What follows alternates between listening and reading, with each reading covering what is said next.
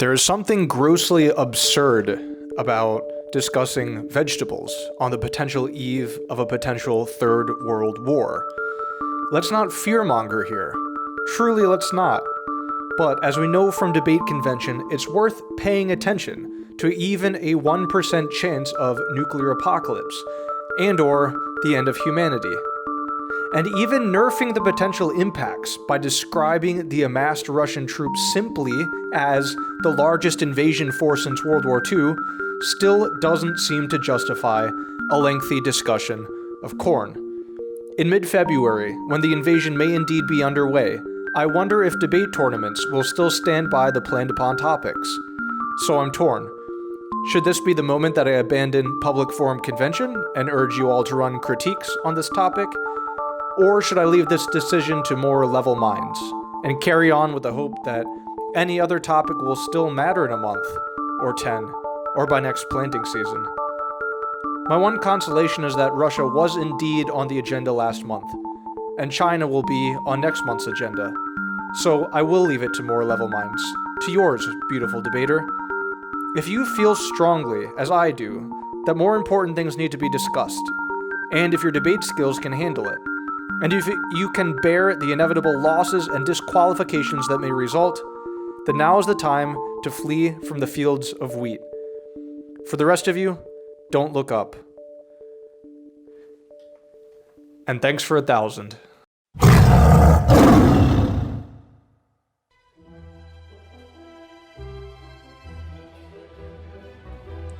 We begin, as always, with the resolution.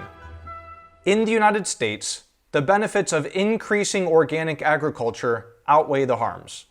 First, the United States. Farming happens all over the world. So does organic farming. But the impacts we care about here, the harms and the benefits, should be relegated to the United States.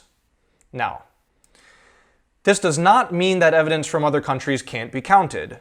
This does mean that you'll have to link the evidence back to the United States. Next, increasing.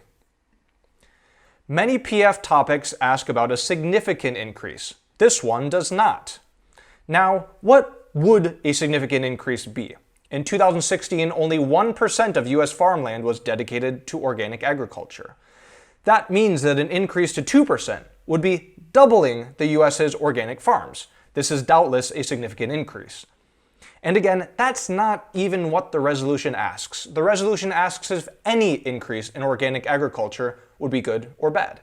In other words, what we're debating here in the topic is marginal differences.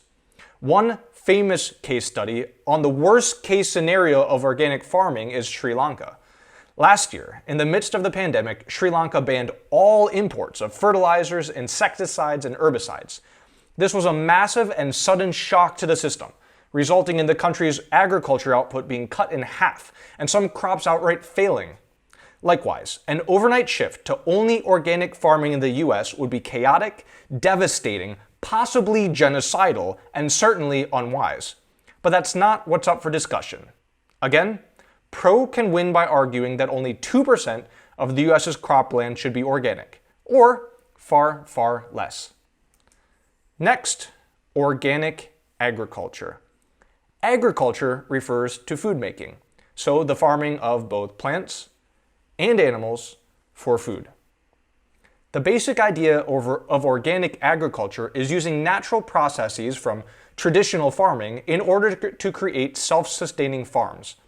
Proponents say this leads to holistic health for the food produced, the consumers, the soil, and the local environment. This process might involve, for example, letting pigs root in the fields instead of tilling, letting ducks eat bugs off of crops instead of spraying pesticides, or using animal manure as fertilizer instead of using synthetic fertilizers. Accordingly, 3 of the key requirements for a farm to be considered organic is, number 1, no soluble mineral inputs. These minerals, like ammonium nitrate, potassium nitrate, and ammonium phosphate, are used in conventional farms to replenish soil nutrients. Number 2, no synthetic herbicides, which are used to kill plants, or synthetic pesticides, which are used to kill animals. And 3, no genetic modification. One side note here. In chemistry, organic refers to anything that's carbon-based, including most things that we would consider artificial or synthetic, like plastics and other petroleum products. In addition, as all life on planet Earth is carbon-based, any plant, vegetable, or animal is chemically organic. So keep in mind that organic has different meanings in chemistry and biology, and in our case, in agriculture. Last, outweighs. This topic is kind enough to tell us the most important skill in this debate, weighing. This would be a great time to review Chapter 5 on weighing in the PF Essentials program on our website. Shameless plug. Suffice it to say, this topic may be biased towards pro, because while con needs to argue that any increase in organic agriculture is bad, pro just has to argue that some increase in organic agriculture, even just a bit, is good. This effectively takes out many of the arguments con might make against the large-scale use of organic agriculture. Now, as if that wasn't enough background, on to background. Organic farming began in the early 1900s when agriculture in the US was undergoing a massive transformation. The tractor, for example, was invented in 1892. Synthetic chemicals were also being developed to help with weed and pest control. Around the world, various farmers felt that sticking to traditional techniques was, well, better. The percent of organic crops around the world now varies widely. Australia is on top of the charts at about 50%. However, only 1.5% of the globe's farmland is devoted to organic. One way to conceptualize of the organic farming ethos is with this quote that I pulled off of Wikipedia. Quote, "An organic farm, properly speaking, is not one that uses certain methods and substances and avoids others. It is a farm whose structure is formed in imitation of the structure of a natural system that has the integrity, the independence, and the benign dependence of an organism." This is from Wendell Berry's The Gift of Good Land. Let me give you some better examples to better illustrate this point. On organic farms, pesticides aren't allowed to control pests. However, there are many alternatives, like using other insects or animals to eat the pests, or by planting your crops in plastic covers to keep the pests away. Synthetic and human-derived fertilizers are not allowed. Only animal poop and vegetable fertilizer are used. For animals, antibiotics can't be used, but some synthetic medicines, depending on the case, can be used, like ivermectin.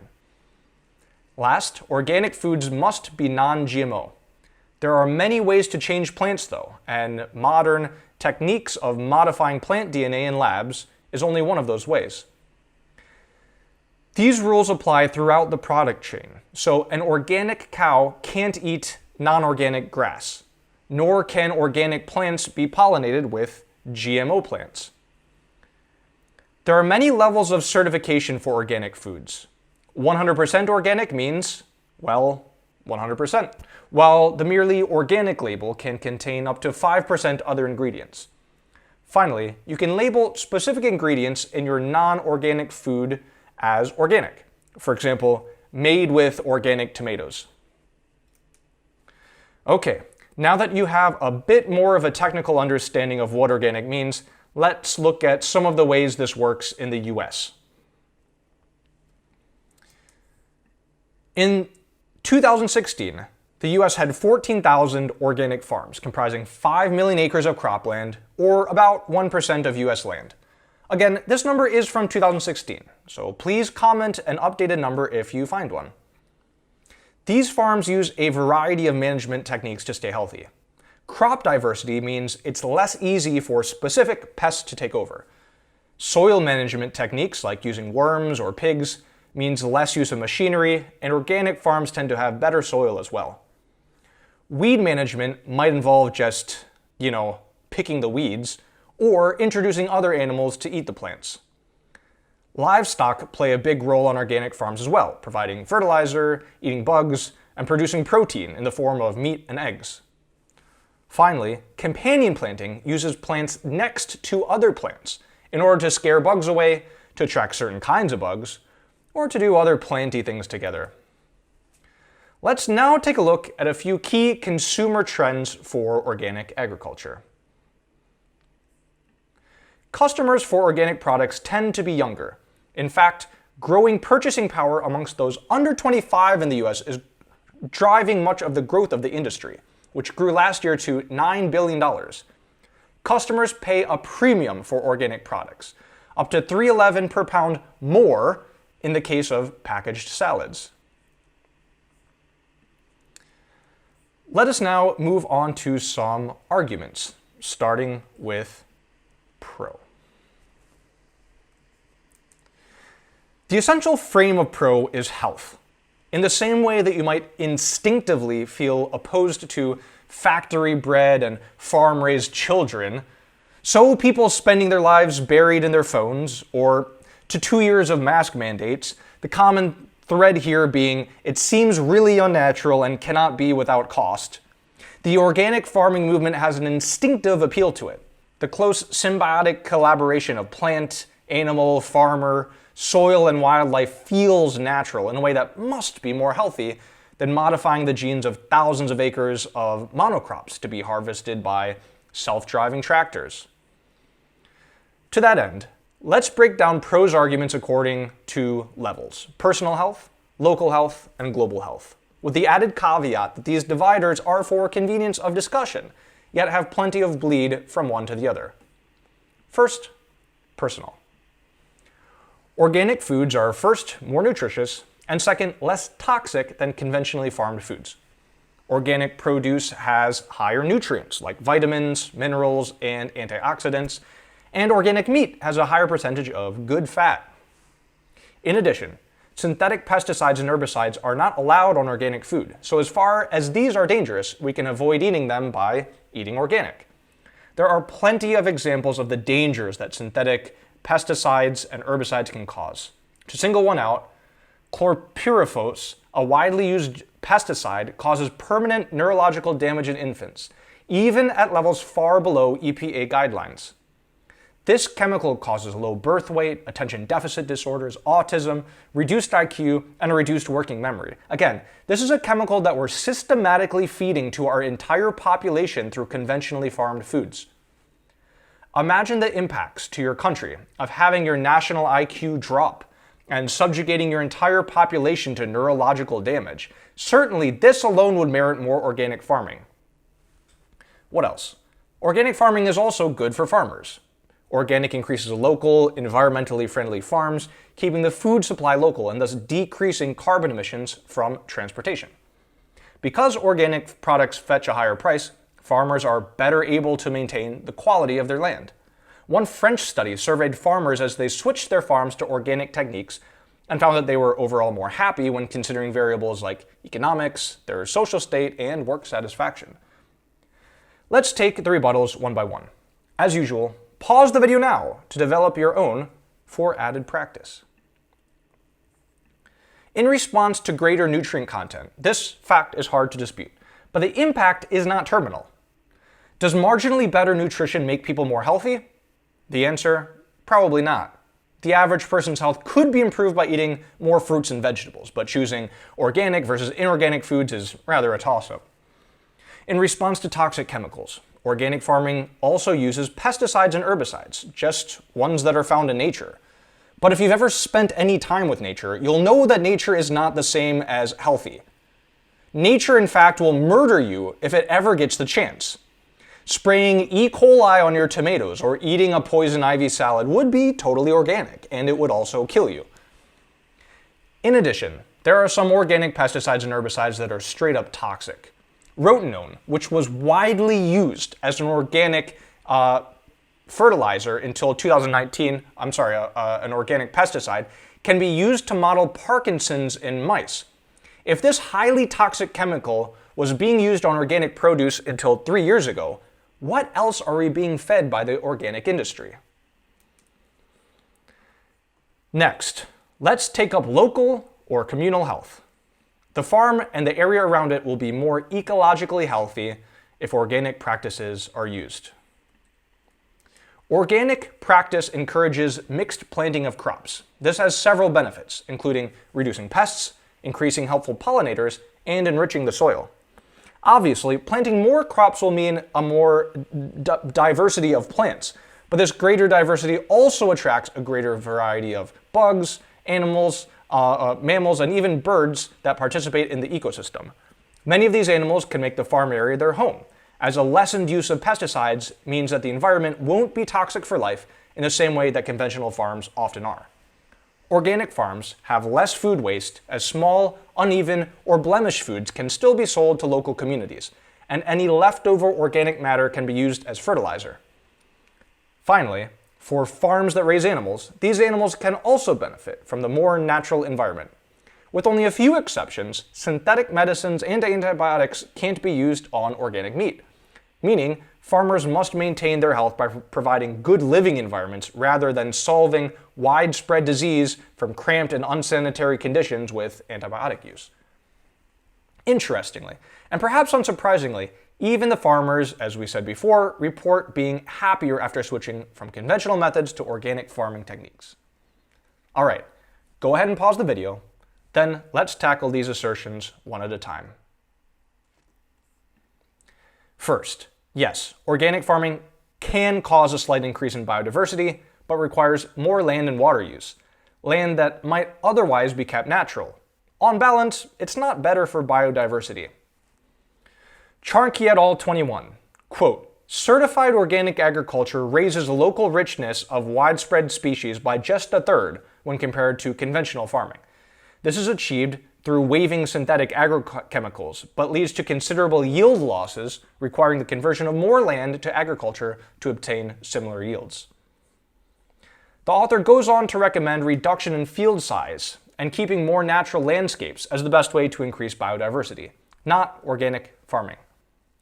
One of the impacts of increased land use, although not the only one, is less land for wildlife. Next is the use of primitive methods rather than modern farming techniques. Better for the plants and animals on the farm? Probably.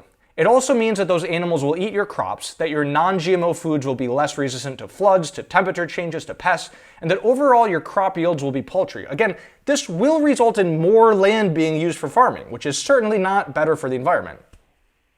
Last, animals.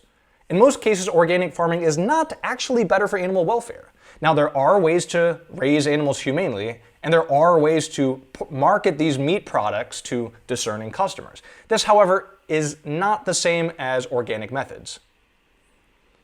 All right. Finally, we move on to our biggest impacts, the global ones. Organic farming results in more carbon capture and less greenhouse gas emissions. Because organic techniques result in carbon sequestration, transitioning to large-scale organic farming may actually help to reverse climate change. The true gold standard, or maybe better put, the holy grail for climate change activists. Here's a quote from Smallwood 15. Based on the global greenhouse gas emission numbers for the year 2012, if all the agricultural lands on Earth were managed according to regenerative organic agriculture methods, we would have sequestered 40% of those emissions through croplands and 71% of those emissions through pasture and grazing lands. It's very simple math. 40% plus 71% equals 111%.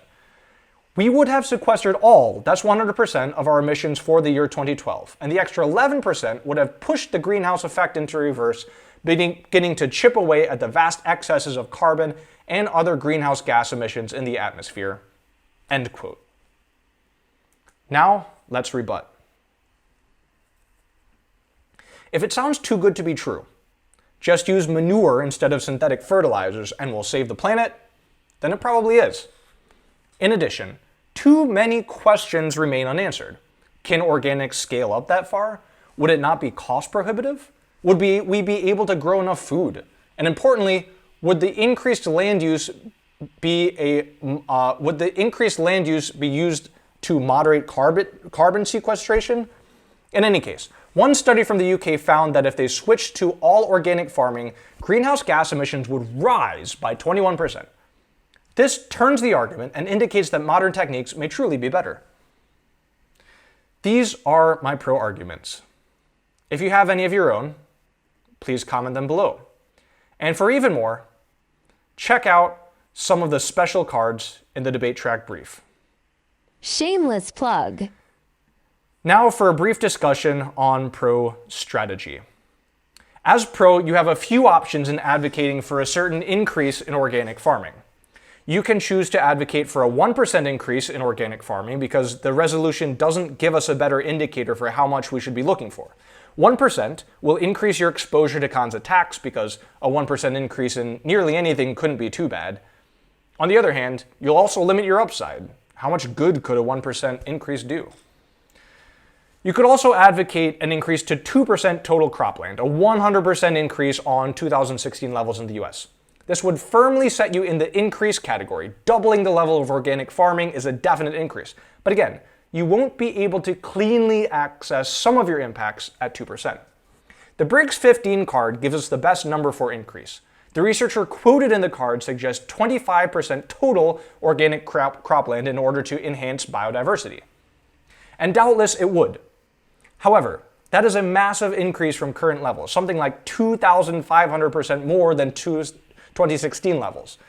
Again though, to fully access biodiversity, you may have to advocate for something extreme. Finally, for those of you who really want to hit it hard, you might recommend a 100% increase. It might sound crazy, an increase to 100% of the cropland. Although it sounds crazy, that is what Smallwood 15 suggests in the Reversing Climate Change card. It's the round's biggest impacts, but also might require the most extreme measures. Your last choice may be no specific advocacy. You can leave it ambiguous and merely argue according to the resolution for an increase.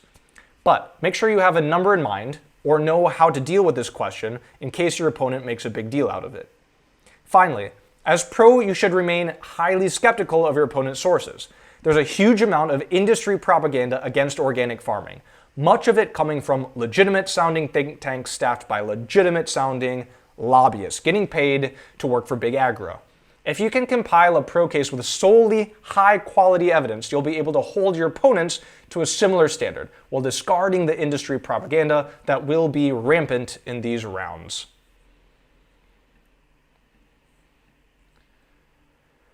Now that we're finished with pro, let us put on our reasonable hats and talk about how to defend the American standpoint.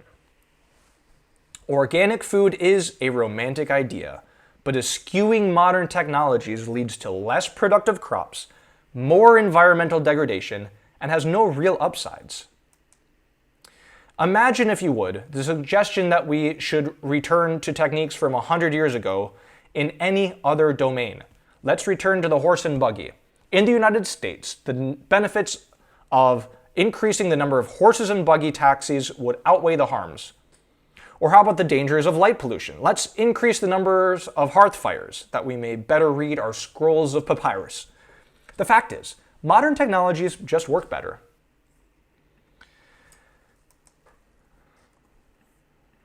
However, the narrative is often crafted by the organic industry. There are, according to Miller 18, billions of dollars being spent on organic-associated or natural foods industries.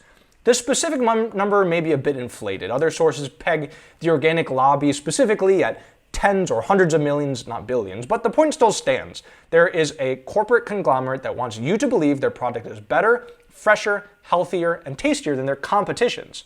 And what do they get for it? Well, essentially better prices. In fact, as much as 35% higher prices than, quote, normal food. Here's a quote from Miller 18, quote, Ronnie Koumans, director of the Organic Consumers Association, spelled out the industry's agenda. Quote, the burning question for us all then becomes how, and how quickly can we move healthy organic products from a 4.2% market niche to the dominant force in American food and farming, end quote, end quote. Let's say that this lobbying and labeling and premium prices really was all it was cracked up to be. It still wouldn't follow that future expansion of organic agriculture would play by the rules. There are, for example, a large array of loopholes that big agriculture can use to get to the organic industry. To quote Paul Berg, 21, quote, they control against pests by growing indoors hydroponically. They control weeds with gas-powered flamethrowers instead of chemicals, or with mulch carpets made of black plastic. Conventional farmers also use plastic mulch, but not as much. and the plastic they use is biodegradable, so it does not go to a landfill. The National Organic Program does not allow organic farmers to use most biodegradable plastic mulches because they contain petroleum-based products. Purity comes with a price, once again." End quote. Lastly, these extreme regulations prevent many smaller farmers from getting into organic, as the cost to convert their farms to organic and the penalties, up to $100,000 in addition to jail time, that they can face for crops contaminated by not being strongly organic, are enough to keep many small farmers away. With that skeptical appraisal out of the way, let us consider rebuttals. First, the organic lobby is a tiny percent of the total agricultural lobby. In 2013, and this is the latest number I could find, the organic lobby represented 0.3% of the organic lobbying budget. So if organic is spreading a message of health and sustainability to the world, they're up against a huge force. Even if we triple their budget since 2013, conventional agriculture is lobbying with 99 times more money.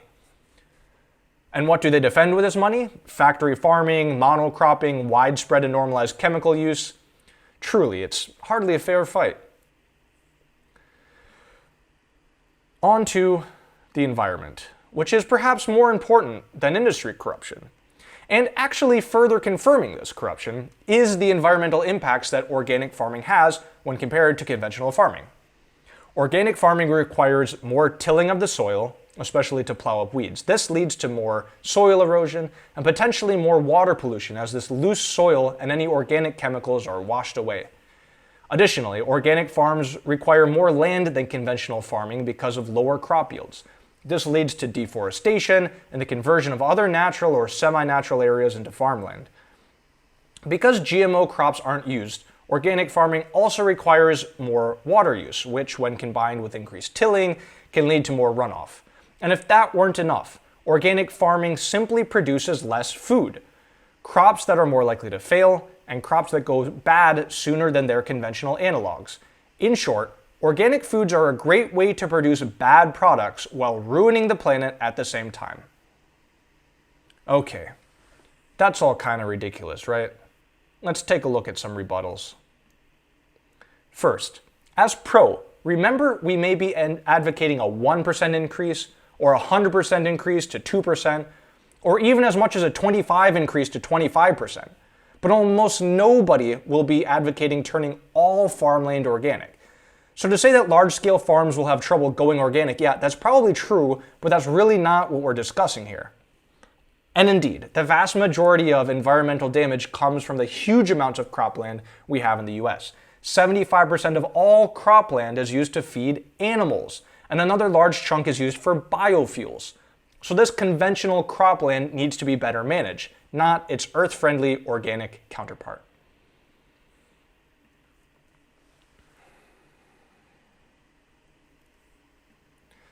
The last key point involves GMOs. GMO crops use less pesticides, the overuse of which kills 300,000 people every year. They make crops more resistant to insects and disease. They reduce browning and therefore reduce food waste. And they lead to new innovations like greater food production, resistance to temperature variations, resistance to floods and to drought. The development of more GMO crops may be key to overcoming the challenges of climate change and to developing plants with remarkable properties. Yet, under the organic model, GMO crops are not allowed. The organic movement seeks to move ahead with farming in a way that needlessly leaves behind the technological progress that's underway with GMO crops. These crops are safe and have no environmental issues, yet their use is denied by the organic movement.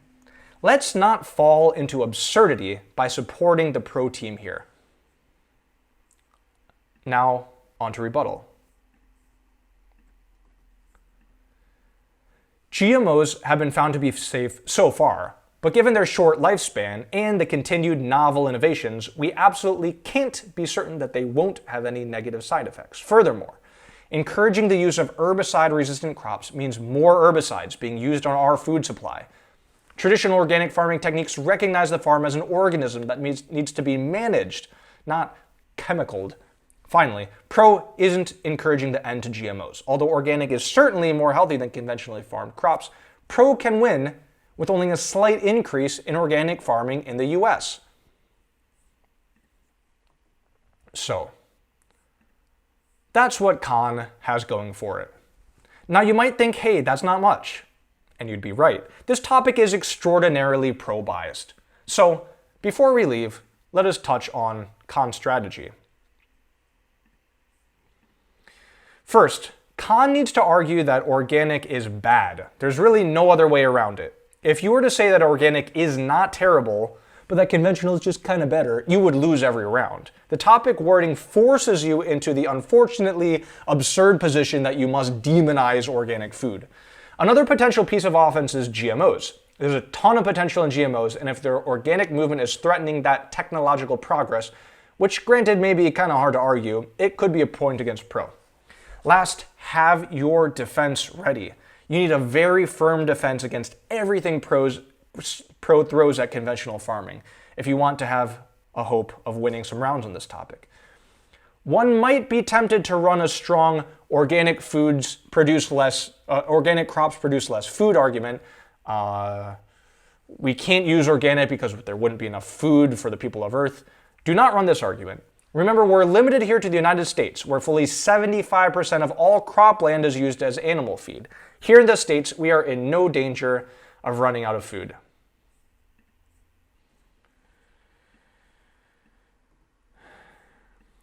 Finally, a few areas you might explore if you found this discussion so far to be elementary.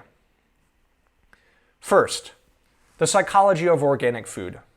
Terror management theory states that humans will go to no ends to eliminate their nagging fear of death. And there's a good chance that, especially with the heightened mortality salience of the pandemic upon us, buying organic food is a good psychological way out. Buy the food and I won't die, thanks to the deep recesses of your psychology. Second, cutting edge techniques of organic farming. Surely there are some methods that produce more food with less resources, cheaply and easily. Hydroponics or robotics and 3D mapping, there's surely a lot out there that could bolster a pro case. Next, some philosophy. Pretend that, logically speaking, organic wasn't any better than traditional farming.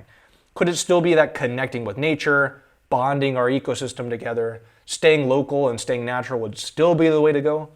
I think there's a case to be had here, and certainly a framework considering the naturalistic urge in all of us. Last, I briefly mentioned the media, but applying Chomsky's thinking to big agriculture and big organic might prove some great defense against many of the big arguments, both for and against agriculture. And that is it. Thank you for watching. If you enjoyed this shorter and spicier lecture, leave your favorite organic vegetable in the comments below. If you preferred the long-winded and unscripted versions, like the last couple, leave the randomest emoji you can find. Finally, I have a poll at the bottom. If you'd like, please take it. It will take about a minute if you're slow. Otherwise, I'll see you next month when, if all goes as planned, we'll talk about a country that is not the United States. Till then, be well and be happy, and go win some rounds.